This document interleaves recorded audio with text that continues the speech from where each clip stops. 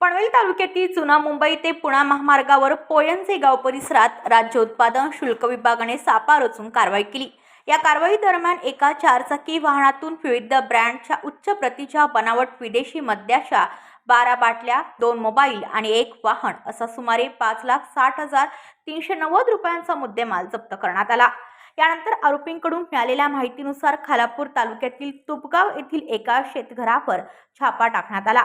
येथे 50 बनावट विदेशी मद्याच्या बाटल्या, 17 विदेशी मद्याच्या बाटल्या, 4 देशी मद्याच्या बाटल्या, बनावट पुचे, कागदी लेबले व इतर साहित्य असा 5,78,440 रुपयांचा मुद्देमाल जप्त करण्यात आला।